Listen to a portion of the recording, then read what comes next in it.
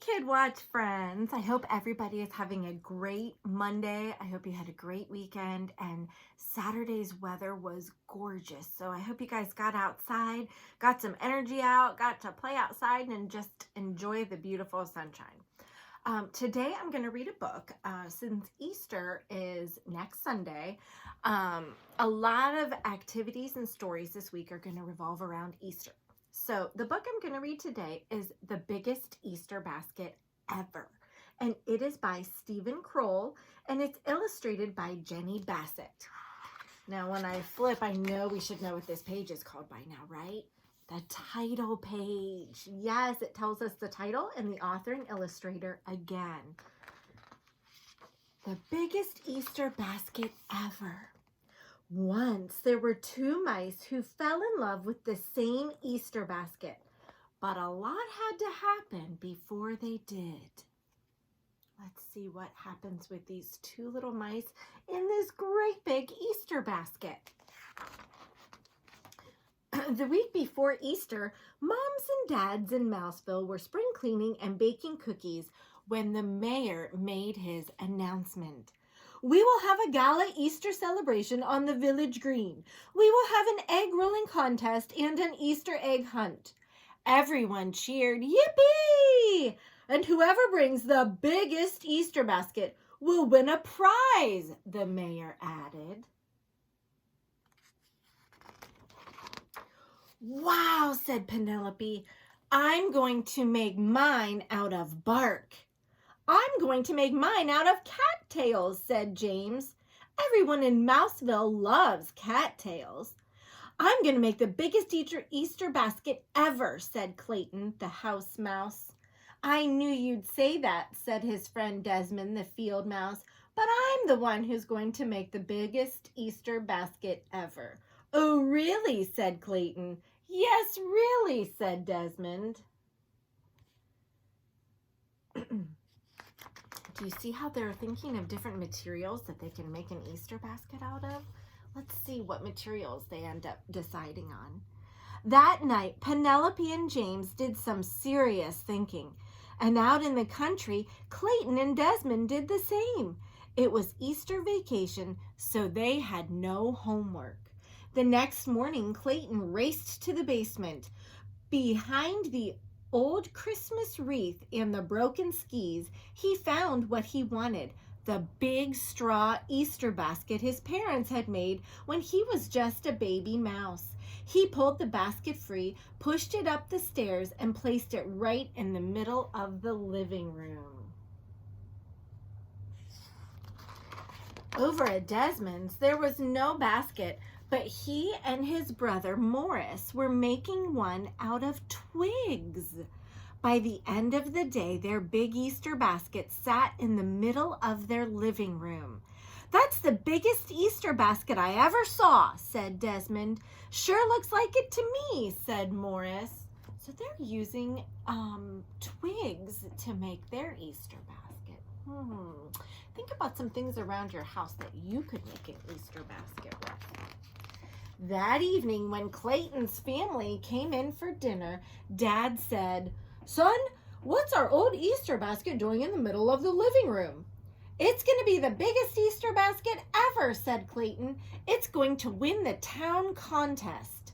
But what will it have inside? Dad asked. That's important too. I hadn't thought about that, said Clayton. A basket that big, what would you fill it with? What could you put inside that Easter basket? The same thing was happening at Desmond's house. When Uncle Vernon came in for dinner, his very first words were, Desmond, what's that big basket doing in the middle of the living room? Desmond smiled. It's going to be the biggest Easter basket ever. It's going to win the town contest. But what will it have inside? Asked Vernon.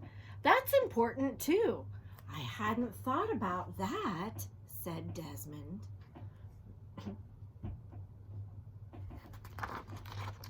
Over at Clayton's house, Dad took Clayton aside. To help you find wonderful things to fill the basket, he whispered, ask the whole family. And over at Desmond's, Uncle Vernon did the same. To help you find wonderful things to fill the basket, he whispered, ask the whole family.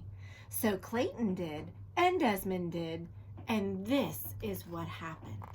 Turn to the person beside you and tell them what you think the mice are going to fill their baskets with. Those are big baskets. What do you think they're going to fill them with?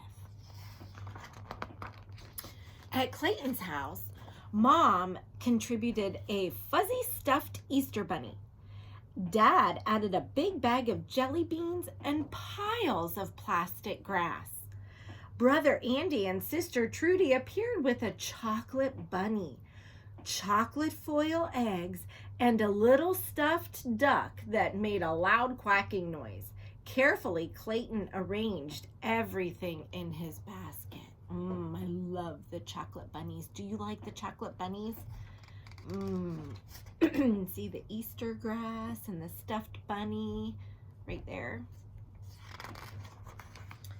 At Desmond's house, Uncle Vernon contributed his own bags of jelly beans and plastic grass. Morris added 2 marshmallow bunnies, a dancing chick with a silly grin, and a big egg with a mouse family inside.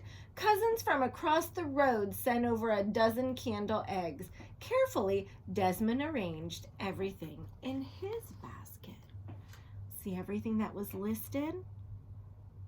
See everything that all the family and neighbors brought over? There's the dancing chick. The next morning, Clayton rushed into town to check out the competition. Both Penelope and James had made baskets the same size as his. Clayton knew he would have to make something bigger and better. That afternoon, Desmond realized the same thing. What do you think they could do? They both can see each other's big baskets. Each was certain he had to have something extra special. Colored Easter eggs, declared Clayton. Colored Easter eggs, declared Desmond. They both ran off to the market to buy the eggs and the food coloring.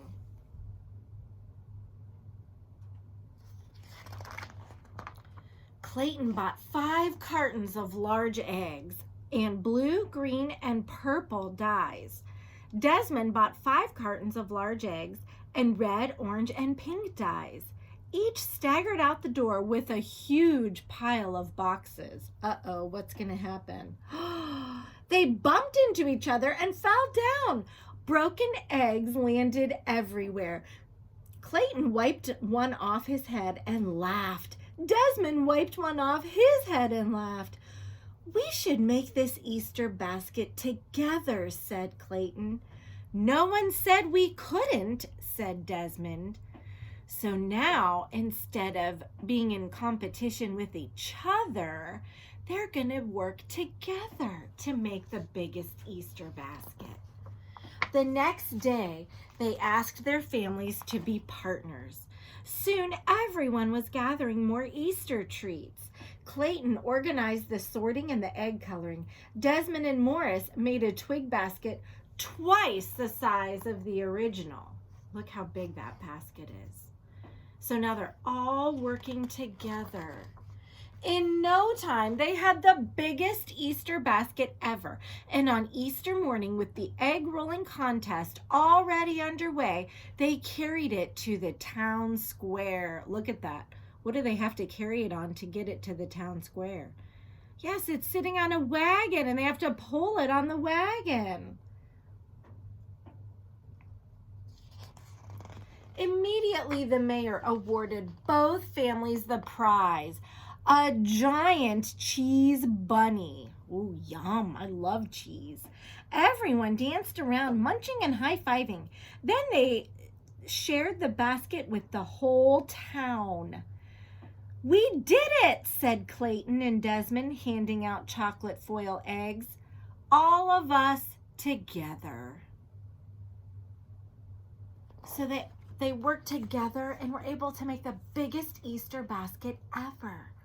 So I would like you to enjoy this day, and I would like to challenge you to make an Easter basket. Think of different materials around your house. If you have Legos, if you have blocks, if you have paper or construction paper, or if you have fuzzy sticks or pipe cleaners, use your imagination and see if you can make an Easter basket. And maybe fill it with something. It doesn't have to be with candy or anything. Maybe fill it with some toys or some markers or pencils or colored pencils or glue. See what you can do. Use your imagination. Be very creative, just like the mice in our story. So, and if you would like to take a picture of it and send it to me on Remind, I would love to see it. So you guys have a great day. Use your imaginations. Work together with someone in your family and see if you can create a big Easter basket. All right, friends, I'll see you tomorrow. Bye-bye.